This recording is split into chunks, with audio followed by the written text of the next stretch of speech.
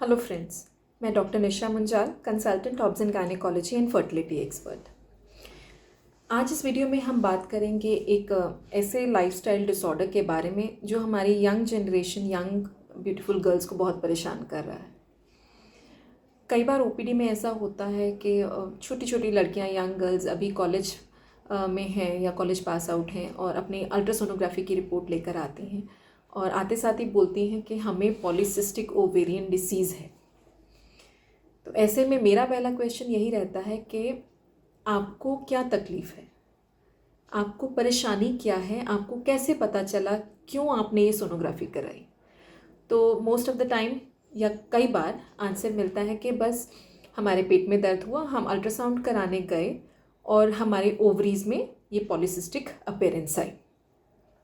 तो ऐसी गर्ल्स को मैं पहले क्लियर करना चाहूँगी कि just the appearance of a polycystic ovaries on an ultrasound doesn't say that you have a PCOD। सिर्फ अल्ट्रासाउंड के अंदर पॉलीसिस्टिक ओवरीज का होना पॉलीसिस्टिक ओवेरियन सिंड्रोम या पॉलीसिस्टिक ओवेरियन डिसीज़ नहीं दर्शाता है। PCOS and PCOD are same, बस इनका हम कहने का तरीका अलग है। एंड पॉलीसिस्टिक ओवेरियन मोर्फोलॉजी जो अल्ट्रासाउंड में दिखने को मिलती है वो एक पार्ट ऑफ PCOS है। और सिर्फ पॉलीसिस्टिक ओवरीज का होना अल्ट्रासाउंड में ये नहीं बताता है कि आपको पॉलीसिस्टिक ओवरीज है। इसके साथ में अगर कोई और प्रॉब्लम है, अगर पीरियड्स की इरेगुलरिटी है, प्रोलॉन्ग्ड साइकिल्स हैं, या आपको एक्ने, पिंपल्स, मुहासे की दिक्कत है, या आपके शरीर पे अनचाहे बाल, चेहरे पे अनचाहे बाल आ रहे हैं, उनका प्रेजेंस होना along with this ultrasound finding हमें बताता है कि पॉलीसिस्टिक ओवरी सिंड्रोम या पॉलीसिस्टिक ओवेरियन डिसीज़ है। अमेरिकन सोसाइटी ने हमें कुछ क्राइटेरियाज दिए हैं जिसे हम कहते हैं रॉटरडम क्राइटेरियाज, कि इन 3 में से किन्हीं 2 का होना दर्शाता है कि पॉलीसिस्टिक ओवरी सिंड्रोम है। उन 3 में से पहला, तो जैसे हमने पहले ही बताया कि सोनोग्राफी में पॉलीसिस्टिक ओवरीज का दिखना। दूसरा, पीरियड्स की इरेगुलरिटीज़ शोज़ के हार्मोनल इम्बैलेंसेस हैं। तीसरा, हमारे ब्लड वर्कअप में उन हार्मोन इम्बैलेंसेस का पकड़ा जाना। पीरियड की इरेगुलरिटीज़ के साथ और भी सिम्टम्स जैसे कि अनचाहे बाल या मुहासे होना भी दर्शाता है कि हार्मोनल इम्बैलेंस है, और ब्लड में इसका पकड़ा जाना ये कंफर्म कर देता है। तो इन 3 में से किन्हीं भी 2 लक्षणों का होना ज़रूरी होता है किसी भी फीमेल को PCOS या PCOD लेबल करने के लिए।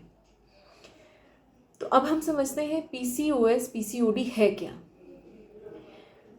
एक फीमेल जब पैदा होती है तो वो एक लिमिटेड नंबर ऑफ सेल्स के साथ में पैदा होती है अपने ओवरीज में, जो फ्यूचर में एग बनाने के लिए काबिल होते हैं। तभी फीमेल में मीनोपॉज नामक एक होता है कि इस उम्र, कुछ उम्र के बाद में महीना आना बंद हो जाता है, क्योंकि ओव्यूलेशन बंद हो जाती है, क्योंकि वो सेल्स ख़त्म हो जाते हैं। तो हम पैदा ही होते हैं लिमिटेड नंबर ऑफ एग्स के साथ में, और एक नॉर्मल नेचुरल मेंस्ट्रुअल साइकिल जब मीनार की हमें अटेन हो जाती है, जब हमें पीरियड्स आने शुरू होते हैं, उसके 1-1.5 साल में हमारे पीरियड्स रेगुलराइज हो जाते हैं, जब हमारा हार्मोनल एक्सिस बैलेंस हो जाता है। और जब ये बैलेंस हो जाता है तो हर महीने हमारी किसी एक ओवरीज में से कुछ नंबर ऑफ सेल्स डिसाइड करते हैं कि हम अपना लीडर चुनेंगे, और उस लीडर, उस सेल को वह मैच्योर करने में हेल्प करते हैं, और वो लीडर मैच्योर एग की फॉर्म में ओव्यूलेशन के टाइम पर रिलीज होता है, और उसके 14 दिन के बाद में पीरियड्स आ जाते हैं यदि फर्टिलाइजेशन नहीं हुआ, यदि संबंध नहीं बने, प्रेगनेंसी नहीं ठहरी। तो पॉलीसिस्टिक ओवेरियन सिंड्रोम एक जेनेटिक प्रीडिस्पोजिशन होती है, जिसमें हमारी अगर मदर को PCOD है, या सिस्टर को PCOD है, या मासीज को PCOD है, तो हम जेनेटिकली प्रीडिस्पोज रहते हैं पॉलीसिस्टिक ओवरीज सिंड्रोम से ग्रसित होने के लिए। इसमें होता क्या है, जैसे कि हमने पहले समझा ओव्यूलेशन के टाइम पे क्या होता है। PCOS में हमारी ओवरीज बड़ी बड़ी हो जाती हैं, जो क्लस्टर ऑफ एग्स, जो सेल्स होते हैं जो कोशिश करते हैं कि हम अपना लीडर चुनें, एक सेल को मैच्योर करके हम एग बनाएं, वो आपस में ही झगड़ने लगते हैं और कोई लीडर मैच्योर नहीं हो पाता, जिसकी वजह से हमारी ओवरीज बड़ी साइज़ में बड़ी हो जाती हैं, उसके अंदर मल्टीपल सिस्ट हो जाते हैं, और उनमें से कोई भी एग मैच्योर नहीं हो पाता और अल्टीमेटली एग मैच्योर ना होने की वजह से ओव्यूलेशन नहीं हो पाती या इरेगुलर होती है, इसेंट्रिक होती है, कभी हुई कभी नहीं हुई, जिस कारण से हार्मोनल जो हमारा ओवरीज के ओवेरियन एक्सेस जो होता है हार्मोनल कंट्रोल करने के लिए वो बिगड़ जाता है। तो हार्मोनल इम्बैलेंस, ओव्यूलेशन का ना होना और उसके साथ में अल्ट्रासाउंड में ये पिक्चर कि बल्कि ओवरीज, बड़ी बड़ी ओवरीज हैं जिसमें मल्टीपल सिस्ट हैं, पॉलीसिस्टिक, पॉली मतलब मल्टी एंड सिस्ट मतलब पानी से भरे हुए छोटे छोटे गुब्बारे हैं, तब हम उसे पॉलीसिस्टिक ओवरी सिंड्रोम कहते हैं। जेनेटिक प्रीडिस्पोजिशन के साथ साथ ये एक लाइफस्टाइल डिसऑर्डर है। हम जिस वर्ल्ड में अभी जी रहे हैं, लाइफस्टाइल चेंजेस की वजह से childrens are not very active, वो एक्सरसाइज नहीं करते हैं, हेल्दी फ्रूट नहीं लेते हैं, फ्रूट्स एंड वेजिटेबल नहीं लेते हैं, हेल्दी फूड नहीं लेते हैं, जंक फूड ज़्यादा लेते हैं, जिससे की वजह से हमारी जो इंसुलिन रेजिस्टेंस है वो बढ़ जाती है। जेनेटिकली प्रीडिस्पोज होने के साथ में एनवायरमेंटल चेंजेस, लाइफस्टाइल प्रॉब्लम्स की वजह से हम पॉलीसिस्टिक ओवरीज सिंड्रोम से सिम्टम्स दिखाकर ग्रसित हो जाते हैं। तो ये हमारे को समझना चाहिए कि polycystic ovary syndromes, polycystic ovary disease हमारे जीन्स में होता है और इसे जड़ से मिटाना मुश्किल होता है, लेकिन हाँ, इसको मैनेज करना उतना ही आसान है क्योंकि ये लाइफस्टाइल मॉडिफिकेशन से हम काफ़ी हद तक इसे कंट्रोल कर सकते हैं। पीसीओएस होना और उसका इलाज किस तरीके से करना है वो डिपेंड करता है कि पीसीओएस के साथ में हमें परेशानी क्या आ रही है। अगर यंग गर्ल्स आ रही हैं जिनकी मेन प्रॉब्लम्स हैं एक्ने, पिंपल्स की या शरीर के अनचाहे बाल, तो हम उनको हार्मोनल पिल्स देते हैं ओव्यूलेशन ना होने के लिए, उनकी टेस्टिंग कराते हैं कि मेल हार्मोन्स लेवल कितना है, उनको पीरियड रेगुलराइज करने का ट्रीटमेंट देते हैं। लेकिन पीसीओएस और भी कई तरीक़ों से प्रेजेंट कर सकता है, जो कि जब हमारे पीरियड शुरू होते हैं उसकी अनियमितता से लेकर जैसे जैसे हमारा लाइफ फेज़ बढ़ता है, पीरियड्स की इरेगुलरिटी के साथ में कंसेप्शन में प्रॉब्लम देना शुरू कर देता है पीसीओएस। कंसीव करने के बाद में प्रेगनेंसी के टाइम पे अबॉर्शन के चांसेस बढ़ा देता है, रिकरेंट अबॉर्शंस भी हो सकते हैं। प्रेगनेंसी के दौरान हमें प्रेगनेंसी के दौरान होने वाला डायबिटीज़, जिसे हम जेस्टेशनल डायबिटीज़ बोलते हैं, उसका रिस्क बढ़ा देते हैं। प्रेगनेंसी के दौरान जीडीएम होने के कॉम्प्लिकेशंस जो होते हैं उनसे भी पीसीओएस में ज़्यादा देखा गया है। प्रेगनेंसी होने के बाद में हमारा ईस्ट्रोजन लेवल्स जो हार्मोनल इम्बैलेंस की वजह से रह जाता है, उससे ईस्ट्रोजन ज़्यादा बनने की वजह से हमें एंडोमेट्रियल कैंसर या एंडोमेट्रियल हाइपरप्लेजिया, जिसमें हमारी बच्चेदानी के अंदर की लाइनिंग की थिकनेस बहुत बढ़ जाती है, कैंसरस हो सकती है, उसका खतरा बढ़ जाता है पीसीओएस में।